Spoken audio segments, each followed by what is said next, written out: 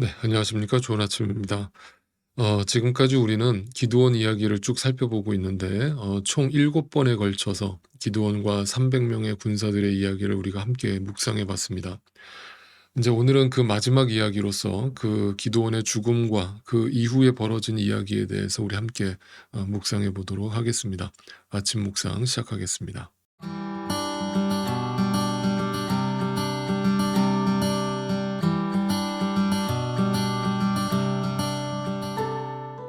자, 지금까지 기드온 이야기를 좀 정리를 해 보자면 저는 이렇게 한마디로 기드온의 이야기를 표현할 수 있을 것 같습니다. 기드온을 본받아 우리도 용사가 되자가 아니라 우리는 절대로 용사가 될 수 없으니 오늘도 하나님 앞에서 무장 해제를 시키자 입니다. 우리는 자신이 대단한 존재라고 늘 착각을 합니다. 그것은 어찌 보면 아담 이후에 반복되는 인간의 죄성이기도 합니다. 자신은 완벽한 것처럼 생각하고 자신이 곧 하나님처럼 생각하고 하나님처럼 행동하는 것이죠. 우리는 그 교만함에 늘 빠져서 살아가는 것입니다. 그러나 그럴 때 우리는 그 매 순간 우리의 삶 속에서 경험하고 계시는 그 하나님의 숨결을 놓치게 되고 어떤 특별한 사건이나 어떤 특별한 순간에만 꽂혀서 그 하나님을 기대하거나 그 하나님의 은혜를 구하게 되는 오류를 범하게 됩니다. 이게 무슨 말인가 하면 우리의 믿음의 실체라고 하는 것은 어떤 특별한 장소에서나 특별한 시간에서 경험하는 하나님이 절대 아니라 우리의 매 순간 일상 속에서 경험하는 하나님이라는 사실을 우리가 절대 잊어서는 안 됩니다. 그것으로서 내 믿음이 평가받는 것이죠. 그런데 여전히 우리가 어떤 이 세상적 관점에서만 눈에 보이는 관점으로만 성경을 바라보고 하나님을 이해하려고 한다면 이 세상의 방식대로 하나님을 믿게 되는데 이 세상의 방식이라는 것은 어떤 특별한 장소와 특별한 시간에만 경험할 수 있는 그것에 사람들이 몰입하고 거기에 환호하고 거기에 몰려들게 되는 이러한 모습이 우리의 신앙에서도 그대로 반복된다라는 사실입니다. 이 말이 좀 두리뭉실하게 들리실 수 있는데 제가 이 얘기를 드리는 이유를 이제부터 좀 설명을 드려보겠습니다. 오늘 본문은 어제 말씀과 이어지는 부분인데 어제 말씀에서 이제 기드온이 에봇을 갑자기 만들게 하면서 그 에봇이라고 하는 것은 제사장의 옷이라고 그랬죠. 그것을 만들어서 이스라엘로 하여금 우상을 숭배하게 만드는 그 사건이 벌어졌다고 그랬죠. 그 사건 이후에 어떠한 일이 벌어졌는가. 일단은 그거를 다시 한 번만 생각해 본다면 제가 어제 말씀드린 것처럼 기드온은 그 에봇을 만들 때 정말 순수한 마음에서 그 에봇을 만들었다고 제가 말씀드렸죠. 그 이유는 앞뒤 맥락을 따져봤을 때 자신을 왕으로 삼으려고 하는 이스라엘 백성들의 그 어떤 추앙하는 모습에서도 흔들리지 않고 그걸 단칼에 거절했던 기드온이 느닷없이 우상 숭배를 조장하는 그 우상을 만들었다라는 말이 이게 연결이 안 되잖아요. 다시 말하면 그 에봇이라는 것은 하나님의 다스림만을 바라보게 하려는 목적이었고 그러나 그 기드온이 가졌던 순수의 한 그 어떤 애시당초 의도와는 다르게 그것이 오히려 이스라엘 백성들에게 걸림돌이 되고 시험거리가 되는 장면을 우리가 함께 보게 된 것이죠. 기드온은 분명히 하나님의 은혜를 아는 사람이었습니다. 그러나 기드온이 철저하게 착각한 것은 이스라엘 백성들이 여전히 눈에 보이는 것에 붙들려 있는 존재라는 사실을 망각했다라는 사실이고 그걸 망각했다라는 이유 하나만으로 어찌 보면 기드온도 지도자로서 이것에 대한 책임이 있는 것이죠. 그래서 성경은 그것이 평생 기드온과 그 가족들에게 올무가 되었다라고 평가하고 있는 것입니다. 이처럼 이 땅의 삶은 때로는 아무리 순수한 마음이었다고 하더라도 내 의도와는 다른 방향으로 흘러갈 수가 있고 내 의도와는 내 생각과는 다른 결과가 얻어질 수 있다는 사실을 또 한 번 우리가 깨닫게 되는 것이죠. 자, 오늘 32절을 보겠습니다. 8장 32절입니다. 요아스의 아들 기드온은 나이가 많을 때까지 잘 살다가 죽어서 아비에셀 사람의 땅 오브라에 있는 그의 아버지 요아스의 무덤에 묻혔다. 우리는 여기서 또다시 한 시대를 이끈 영적 지도자의 죽음을 마주하게 됩니다. 이 죽음을 통해서 우리가 또 한 번 확인하게 되는 것은 인간의 생명은 유한하다는 사실이고, 그 뜻은 절대로 인간을 바라봐서는 안 된다라는 뜻이 이 안에 담겨 있는 것입니다. 왜냐하면 기드온이 죽고 나서 이스라엘에게 어떤 결과가 주어졌는가를 살펴보면 그 이유를 알게 되는데, 33절부터 또 보죠. 기드온이 죽으니 이스라엘 자손이 다시 바알들을 음란하게 섬기고 바알브릿을 자기들의 신으로 삼았다. 이스라엘 자손은 주위의 모든 적으로부터 자기들을 건져내신 주 하나님을 기억하지 않았다. 35절, 또 여룻바알이라고도 하는 기드온이 이스라엘에게 선을 베풀었지만 아무도 그 가족에게 은혜를 갚지 않았다.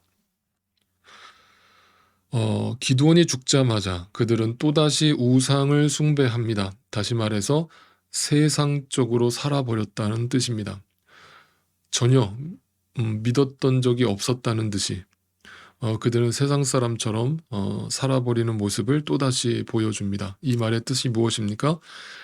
기드온이라고 하는 영적 지도자가 살아있는 동안에는 그들은 기드온이라고 하는 사람에 의해서 영향을 받고 그 앞에서는 적어도 믿는 척을 했다는 뜻입니다. 그나마 그들을 순간순간 리드해주고 통제해주던 그 지도자가 눈앞에서 사라지자 바로 눈을 세상으로 돌려버리는 이스라엘의 모습을 보게 되는 것입니다. 네, 바로 이것이 그들의 믿음이 가짜였음이 드러나는 그 장면인 것이죠. 하나님은 이런 것들을 성경에 그대로 기록하심으로 우리에게 거울 삼아서 또 비춰주고 계시는 것이죠. 우리의 믿음의 실체가 어디에 있는가? 눈에 보이는 대상이 사라졌을 때 우리의 믿음이 드러나는 것이죠. 심지어 그들은 기드온을 통해서 받았던 그 모든 은혜마저도 다 잊어버리고, 하나님을 잊어버리는 거는 당연한 결과지만 눈에 보이는 지도자에게 받았던 은혜마저도 다 깡그리 잊어버리고 그들의 가족에게 은혜를 갚지 않았다라는 그 대목이 우리의 눈을 사로잡습니다. 이 정도로 인간이라고 하는 존재가 이처럼 자기중심적이고 여전히 자기가 하나님처럼 살아가고 있다라는 것을 우리가 다시 한번 확인하게 되는 것이죠. 이것을 어떤 사람의 모습으로 평가하는 것이 아니라 이게 우리 모두의 모습이라는 것을 인정할 필요가 있겠습니다. 이런 모습을 볼 때 인간의 눈으로 봐도 정말 지겹습니다. 이런 삶을 반복하는 것도 이러한 모습을 또 지켜보는 것도 정말 지겹습니다. 인간이 이렇게 지겨운데 하나님은 얼마나 지겨우실까요? 그런데 이제 우리가 성경을 전체적으로 보면 바로 이 속에 하나님의 은혜가 또 개입이 됩니다. 이렇게 한결같이 자기중심적이고 자신이 모든 것을 다 판단하고 자기가 모든 것을 다 완벽하게 알고 있는 양 하나님 앞에서 자신의 지식을 자랑하고 있는 그리고 그런 사람들에게 믿는 척을 하고 있는 그들에게 우리의 믿음의 실체를 다시 한번 드러내시면서 이렇게 연약하고 이렇게 추악한 인간을 누가 구원하시는가에 대한 이야기를 성경이 들려주고 있기 때문입니다. 그래서 다시 말씀드리지만 성경은 바로 이것을 은혜라고 표현하는 것이고 우리에게 전혀 어떤 공이나 자격이 있지 않다는 사실이고 우리 모두도 누구도 하나님 앞에서 자신의 의를 자랑할 사람은 아무도 없다라는 것을 다시 한번 확인시켜 줍니다.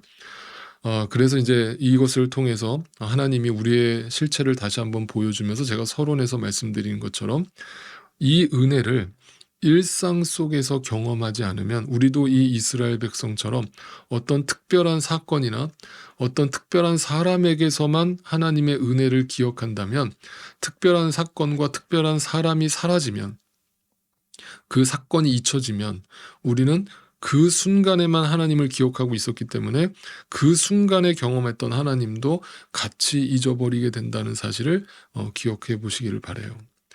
그래서 여러분 은혜를 입고 살아간다라는 것은 어떤 특별한 사건이나 특별한 사람에 의해서 경험한 하나님을 기억하는 게 아닙니다.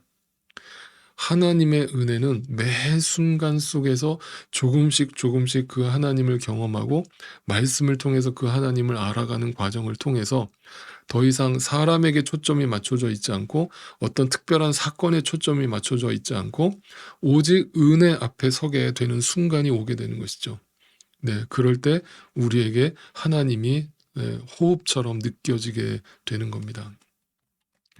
그런데 그 은혜 밖에 있으면, 그 하나님의 은혜를 알지 못하면 그 하나님은 눈에 보이는 사람과 눈에 보이는 어떤 사건에 매달려 있게 되고 그 눈에 보이는 것이 전부인 양 살아가게 되는 것이죠. 지금 이스라엘의 모습이 그 모습임을 우리에게 다시 한번 확인시켜 줍니다. 여러분, 민수기에 보면 아주 유명한 사건 하나가 등장하는데 바로 불뱀에 물려 죽는 사건이죠. 이스라엘 백성들이 그 불뱀에 물려 죽을 때 하나님께 뭐라고 부르짖는가? 살려주세요. 우리가 정말 잘못했습니다. 다시는 안 그러겠습니다 하면서 하나님 앞에 아우성을 치면서 회개 기도를 하죠. 그들의 아우성 속에는 어찌 보면 지금 너무 고통스러우니까 이 고통을 제거해 달라는 뜻이 그 안에 숨겨져 있습니다. 그 순간만큼은 그들에겐 더 이상 돈도 필요 없고 좋은 옷도 필요 없고 좋은 차도 좋은 집도 다 필요 없습니다. 이 고통에서만 해방되기를 부르짖습니다. 성경이 말하는 이 고통이라고 하는 단어는 근본적 고통을 말합니다. 내가 나에게 주어진 소유와 나에게 주어진 어떤 관계가 이 순간만큼은 나에게 아무런 도움이 되지 않는 순간을 경험한다면 여러분, 그것이 인생이라는 이 유한한 삶이 우리에게 던져주는 근본적 고통입니다. 근본적 외로움입니다. 그 속에서 우리는 해방되기를 오늘도 부르짖습니다. 당장 내 눈앞에 이 고통을 해결해 달라고 하나님 앞에 부르짖습니다. 그때 하나님께서 모세를 통해서 내리신 처방전이 뭔가 하면 바로 놋뱀을 매달아서 장대에 매달아서 그 놋뱀을 쳐다보면 산다라고 하는 정말 하나님다운 아주 황당한 명령을 내리시는 거죠. 정말 이것은 얼마나 황당한 사건인가. 지금 뱀에 물려서 죽어가고 있는 사람들에게 뱀을 쳐다보면 산다. 그걸 솔루션이라고 제시를 한 것입니다. 그러니까 그 말을 듣고 쳐다볼 사람이 많았겠습니까? 적었겠습니까? 네, 적었습니다. 그래서 그것을 믿음으로 바라본 사람들은 순간 살았고 그걸 무시하고 자기 생각으로 판단한 사람들은 다 죽었습니다. 예수님께서 이 땅에 오셨을 때 바로 그 놋뱀의 사건을 해석해 주시는데 그 바로 놋뱀이 자기 자신이라고 해석을 해 주시면서 바로 인자도 그 놋뱀처럼 나무에 달려서 죽게 될 것이고 그 인자를 바라보는 자는 그 놋뱀을 바라본 자들이 살았던 것처럼 살게 될 것이다. 구원을 받게 될 것이다. 제가 이 얘기를 여러분께 왜 드리는가를 생각하면서 들어보세요. 고통에서 벗어나기 위해서 우리가 할 수 있는 일은 아무것도 없습니다.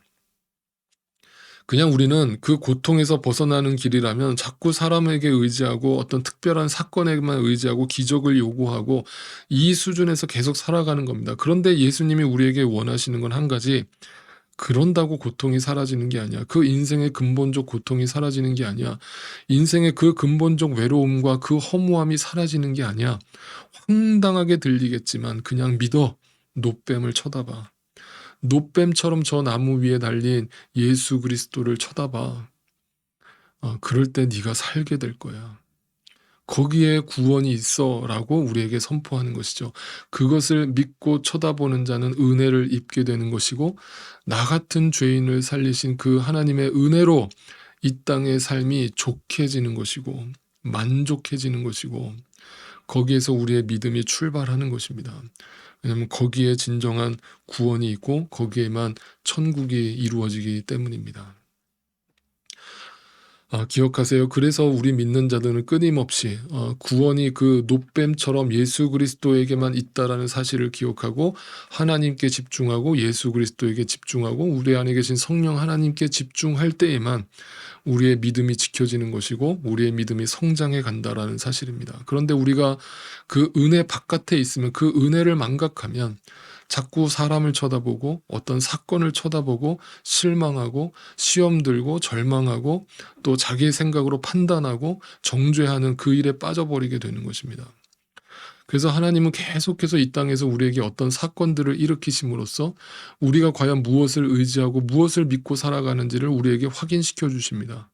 그러나 정작 우리 인간들은 그 하나님의 의도를 전혀 알지 못한 채 여전히 다만 눈에 보이는 사건에 붙들리고 눈에 보이는 사람에게 붙들려서 이리저리 흔들리는 나약함을 보여주는 것이죠. 이것이 우리의 연약함이죠. 오늘 우리는 우리의 삶에 발생하는 사건들에 대해서 어떤 시각을 가지고 바라봐야 하는지를 제가 설명드렸습니다. 그리고 그러한 사건들로 인해서 우리에게 어떤 열매가 있어야 하는지에 대해서도 우리가 함께 생각해 봤습니다. 이것을 오늘 아침에 여러분 깊이 묵상해 보실 수 있기를 소원합니다. 우리 안에 계신 성령 하나님께 집중하십시오. 그러면 어떤 특별한 순간, 특별한 사건이 아니더라도 여러분이 운전을 하실 때나 설거지를 하실 때나 빨래를 하실 때나 일을 하실 때나 모든 순간 속에서, 모든 대화 속에서 성령 하나님이 오늘도 나에게 말씀하고 계심을 경청하실 수 있게 되기를 바랍니다. 우리의 힘으로는 절대 승리 못합니다. 오늘도 그 성령 하나님께 집중하시고 그 은혜에 깊이 빠져들게 되시기를 주님의 이름으로 축복합니다. 내일 아침에 또 뵙겠습니다.